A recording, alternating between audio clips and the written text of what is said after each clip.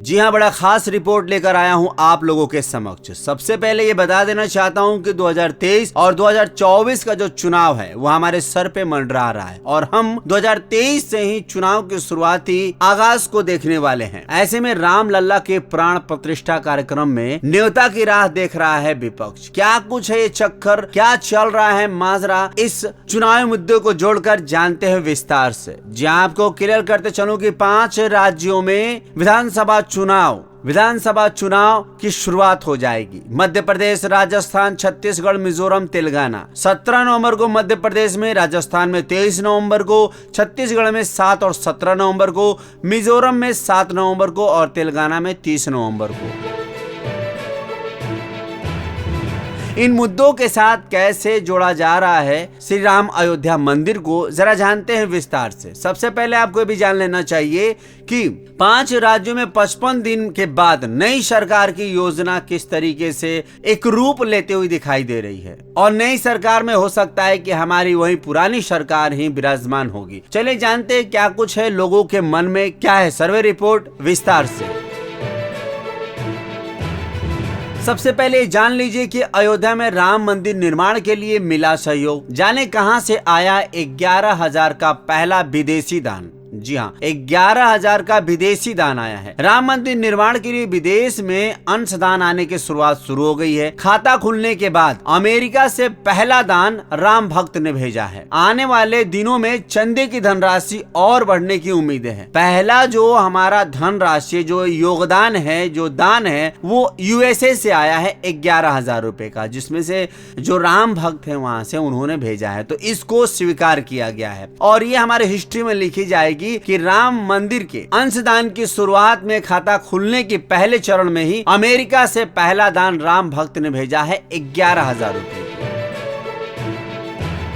ये बड़ा इंपॉर्टेंट खबर था जो मैं आपको बताया और भी बारीकियों से बताने की कोशिश करूंगा जिस तरीके से हमारे पास रिपोर्टें आई हैं। अयोध्या में भव्य राम मंदिर का निर्माण की तैयारी जोरों से चल रही है। अगले साल 22 जनवरी को राम लल्ला का प्राण प्रतिष्ठा होना है। पीएम मोदी ने कार्यक्रम में शिरकत की अनुमति दे दी है। इसी बीच राम मंदिर निर्माण के लिए पहला विदेशी चंदा आ गया। राम भक्तों ने 11,000 रुपए का दान अमेरिका से भेजा। बता दें कि गृह मंत्रालय की FCRA मंजूरी से विदेश में रहने वाले राम भक्तों को मंदिर निर्माण में सहयोग करने का रास्ता और भी आसान कर दिया है। श्री राम जन्मभूमि तीर्थ क्षेत्र ट्रस्ट ने जून में FCRA लाइसेंस के लिए आवेदन किया था। बैंक अकाउंट नहीं होने की वजह से अप्रवासी भारतीय राम मंदिर निर्माण के अंशदान नहीं कर पा रहे थे, मगर अब वो करने लगेंगे।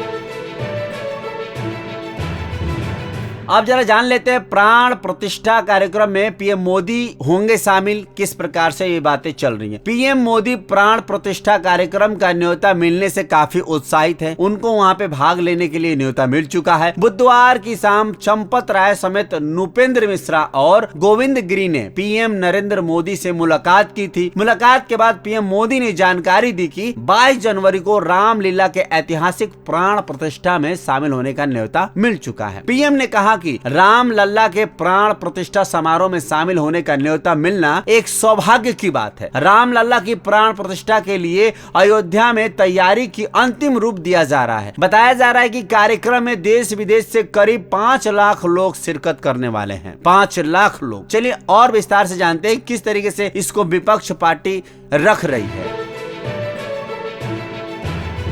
देखिए 2024 का डर का वजह है, कुछ लोगों विपक्षी का कहना है। राम मंदिर में रामलल्ला का प्राण प्रतिष्ठा की आखिरी तिथि सामने आ गई। भक्तों अगले साल से दर्शन का सौभाग्य प्राप्त करने लगेंगे, मगर इस पे राजनीतिक पार्टियों के विपक्ष ने निमंत्रण पर उठाए सवाल। वहीं अब रामलल्ला के प्राण प्रतिष्ठा की आखिरी तिथि सामने आने के बाद नया विवाद शुरू हो गया है। इसी बार विवाद विपक्षी पार्टियों की तरफ से शुरू किया गया। विवाद रामलल्ला के प्राण प्रतिष्ठा समारोह के निमंत्रण को लेकर है। कांग्रेस नेता ने यह कह दिया कि निमंत्रण सिर्फ एक ही पार्टी को जा रहा है। भगवान सिर्फ एक ही पार्टी तक सीमित नहीं रह गए हैं, आप इसे एक पार्टी कार्यक्रम बना रहे हैं। क्या यह एक ही विशेष के लिए कार्यक्रम है? वहीं पे शिवसेना यूबीटी के सांसद प्रियंका चतुर्वेदी ने कहा कि एक ऐतिहासिक क्षण है। लंबे समय के बाद यह राम मंदिर बन रहा है, इस पर राजनीतिक नहीं करनी चाहिए। उम्मीद है कि जिन्होंने इसकी शुरुआत की थी उन सभी को इसमें निमंत्रण देना चाहिए। शिवसेना का भी इसमें काफी संघर्ष और योगदान रहा है।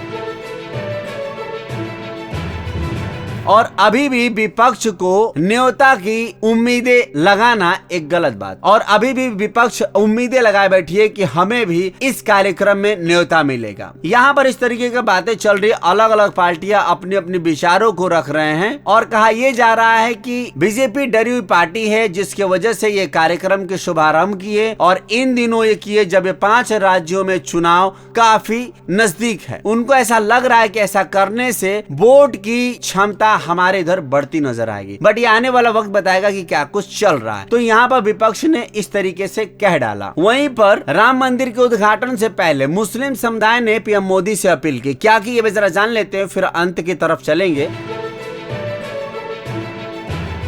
बाबरी मस्जिद के मुख्य पक्षकार रहे इकबाल अंसारी ने मस्जिद निर्माण में हो रही देरी के लिए मस्जिद ट्रस्ट को ही जिम्मेदार ठहराया है। उन्होंने कहा कि सरकार ने तो जमीन दे दी, मस्जिद के लिए 5 एकड़ जमीन मिल गई है, पूरी दुनिया को ये बात पता चल गई, लेकिन ट्रस्टीड ने उसे अपनी मलकियत समझ लिया है और कोई काम आज तक शुरू नहीं किया। नक्शा भी लाते रहे तो विदेशी लाते रहे, आज जब नक्शा लाए हैं उस पर कोई काम नहीं हो रहा है। वहीं पर मुस्लिम बुद्धिजीवियों ने की पीएम मोदी से अपील। इंडियन मुस्लिम लीग के अध्यक्ष मोहम्मद इस्माइल अंसारी ने भी इस बात का समर्थन किया और कहा कि मुझे खुशी होगी कि हमारे अयोध्या में पीएम मोदी बड़े शुभ अवसर पर आ रहे हैं। हमारी उनसे गुजारिश है कि हमारी मस्जिद को भी निर्माण के रूप में एक शुरुआत कर दें और इसके निर्माण में तेजी कर दें।